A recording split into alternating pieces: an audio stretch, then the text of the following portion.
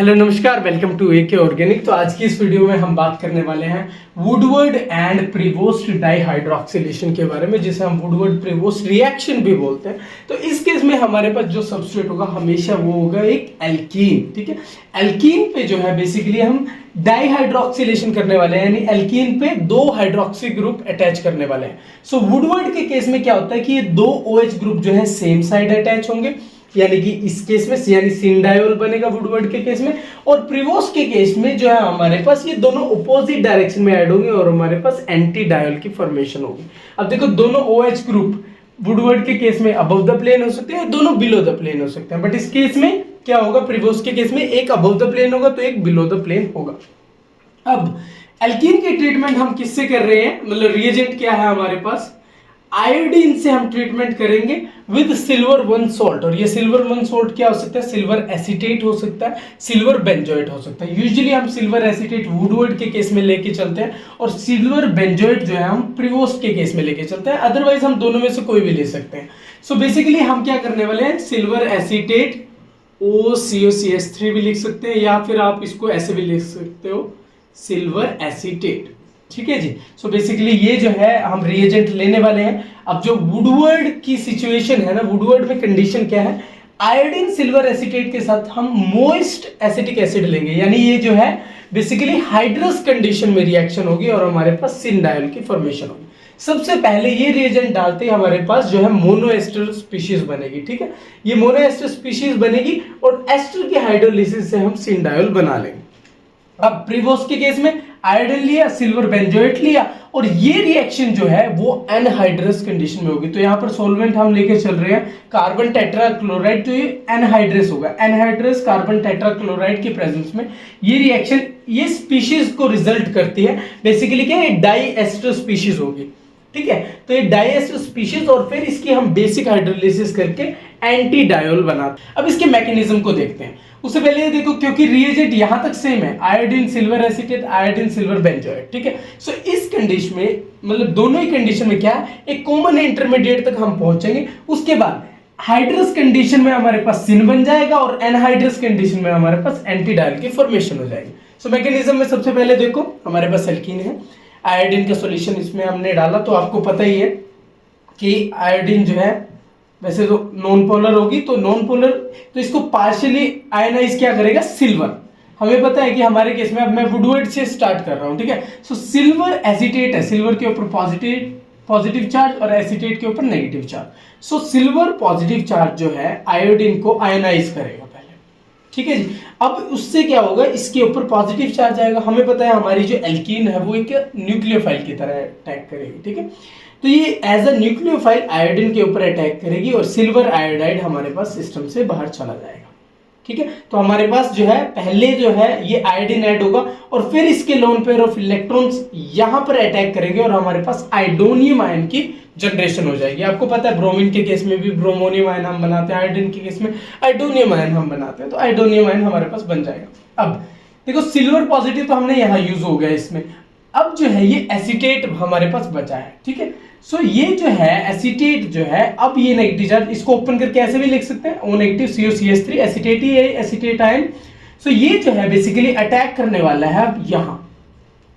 अब एक चीज और समझो कि ये आयोडोनियम आयन बना है, एल्कीन हमारी प्लेनर थी, आयोडीन जो है ऊपर से भी अटैक कर सकता है, नीचे से भी अटैक कर सकता है। तो आयोडोनियम आयन जो आप बना रहे हो वो अबव द प्लेन भी बना सकते हो, बिलो द प्लेन, आपके ऊपर है वो। ठीक है, और and depending upon the other substituent. तो अभी इस केस में तो क्योंकि सिमेट्रिकल है, ये प्लेनर ही है, सो इस केस में मैंने ये बिलो द प्लेन ले लिया, आप अबव द प्लेन भी ले सकते हो। ठीक है, तो ये जो है इसने इसके ऊपर अटैक किया, अब ये बिलो द प्लेन था, अबव द प्लेन ये अटैक करेगा और ये इलेक्ट्रॉन जो है आयोडीन पे शिफ्ट हो जाएंगे। सो बेसिकली ये देखो, अबव द प्लेन इसने अटैक किया OCOCH3 और ये बिलो द प्लेन हमारे पास आयोडीन जो है अटैच हो गया। अब उसके बाद क्या होने वाला है, देखो हमें NGP का पता है, which is neighbouring group participation, जिसे हम एंकीमेरिक असिस्टेंस भी बोलते हैं। सो यहाँ पर क्या होने वाला है, NGP होने वाला है, नेबरिंग ग्रुप पार्टिसिपेशन, जिसमें क्या होगा, ये इलेक्ट्रॉन यहाँ शिफ्ट होंगे और ये इलेक्ट्रॉन यहाँ पर शिफ्ट होकर इस आयोडीन को सिस्टम से बाहर निकाल देंगे। हमारे पास इस तरह की स्पीशीज का जनरेशन होने वाला है। ये बिलो द प्लेन है, सो ये अटैक ऑब्वियसली SN2 अटैक है, ये भी SN2 है, ये भी SN2 है, so inversion in configuration will be there. तो यहाँ पर जो है ऑक्सीजन जो है अबव द प्लेन अटैक करेगा, आयोडीन को सिस्टम से बाहर निकाल के इस स्पीशीज की जनरेशन हमारे पास हो जाएगी। अब देखो ओवरऑल क्या हो रहा है, हमारे पास ये स्पीशीज बन गई। अब इसके बाद क्या है, मोस्ट एसिटिक एसिड लिया, यानी वाटर हमारे पास है, acetic acid as a solvent, ठीक है। सो वाटर क्या करने वाला है, वाटर अटैक करेगा हमारे पास इस स्पीशीज के ऊपर। अब वाटर जो है, ये इलेक्ट्रॉन वाटर के कहां अटैक करने वाले हैं, इस कार्बन पे अटैक करने वाले हैं और ये इलेक्ट्रॉन यहां शिफ्ट होने वाले हैं। तो देखो किस स्पीशीज की जनरेशन होगी, यहां पर सबसे पहले तो बन जाएगा ये OH2 पॉजिटिव, फिर H पॉजिटिव जो है इन दोनों ऑक्सीजन में से एक के ऊपर आ जाएगा। मैंने इस पे शो कर दिया है, अब किसी पे भी शो कर सकते हो। और ये जो प्रोटॉन ट्रांसफर हो रहा है ना, ये वाया सॉल्वेंट होता है। तो एसिडिक एसिड आपको पता है एक प्रोटिक सॉल्वेंट है, सो H पॉजिटिव इसके थ्रू जो है किसी भी ऑक्सीजन पे आप ऐड कर सकते हो। मैंने यहां कर दिया। सो बेसिकली स्पीशीज क्या बनी हमारे पास, यहां पर OH है और एक H यहां पर आ गया, यहां से निकलकर यहां पर आ गया, ठीक है। अब फर्दर क्या होने वाला है, देखो ये वाले इलेक्ट्रॉन यहां शिफ्ट होने वाले हैं और ये बॉन्ड ऐसे ब्रेक होने वाला है। तो हमारे पास देखो OCOCH3OH यानी मोनो एस्टर की फॉर्मेशन होगी, मोनो एस्टर ऑफ डायोल, ठीक है। अब ये स्पीशीज कौन सी है, ये वाली स्पीशीज है हमारे पास बन गई।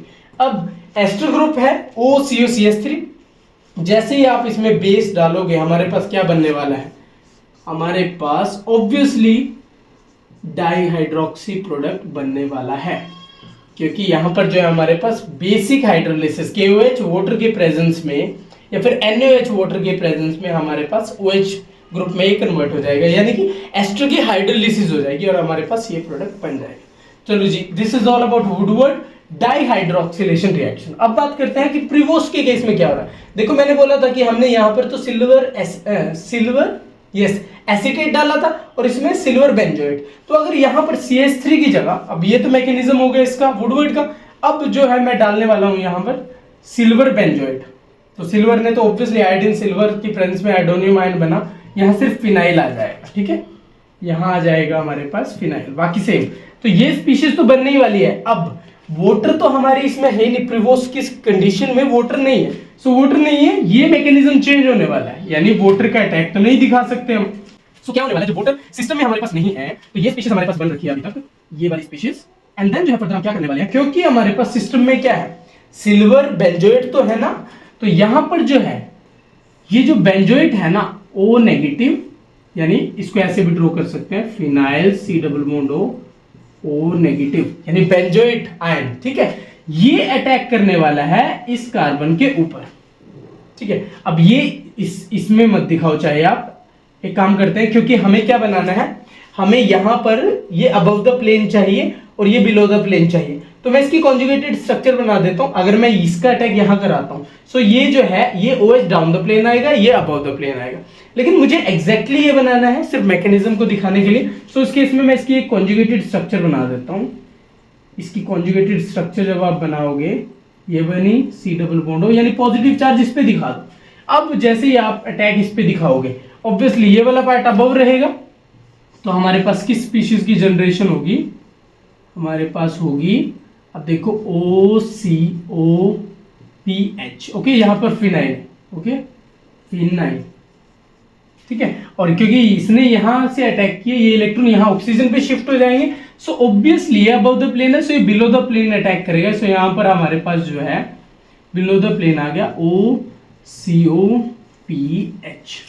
ठीक है जी, एग्जैक्टली सेम। देखो OCOPH अबव द प्लेन और OCOPH ये वाला बिलो द प्लेन आ गया, ठीक है, as it is. And then जो है हमारे पास अब क्या होने वाला है, हम इसकी हाइड्रोलिसिस करने वाले, KOH और या फिर आप NaOH ले सकते हो। तो हम जो है इसकी हाइड्रोलिसिस से क्या प्रोडक्ट बनाने वाले हैं, एक OH जो है अबव द प्लेन आएगा, एक OH हमारे पास बिलो द प्लेन आएगा। वाटर ने जब अटैक किया था, obviously water is a hard nucleophile, so उसने हार्ड सेंटर पे अटैक किया था इस कार्बन पे, और इस केस में ये सॉफ्ट न्यूक्लियोफाइल है, सो सॉफ्ट ने सॉफ्ट सेंटर पे अटैक करके हमें रिस्पेक्टिव प्रोडक्ट दिया, उसकी हाइड्रोलिसिस से हमारे पास एंटी डायल की फॉर्मेशन होगी। अब इसके एक दो क्वेश्चन देख लेते हैं। देखो ये हमारे पास सबस्ट्रेट है, इसमें हम आयोडीन और सिल्वर बेंजोएट डाल रहे हैं और फिर इसकी हाइड्रोलिसिस कर रहे हैं। तो देखो सबसे पहले स्टेप में जो है हमारे पास वाटर तो कहीं नहीं है, तो हमारे पास ये केस हो गया प्रीवोस्ट डाइहाइड्रोक्सिलेशन का, यानी इस एल्कीन पे एंटी डायोल जो है फॉर्मेशन होने वाली है। सो एक OH अबव एक OH बिलो द प्लेन। ये अबव ये बिलो क्यों आया, तो देखो ये डेकालीन का केस है आपके पास, ठीक है। और यहाँ पर सबसे पहले क्योंकि आयोडोनियम आयन बनना है, तो ये इस तरफ तो ऊपर की तरफ से नहीं बनेगा, क्योंकि यहाँ पर जो है 1,3 डाई एक्सियल इंटरेक्शंस हो जाएंगी, रिपल्शन ज्यादा होगी।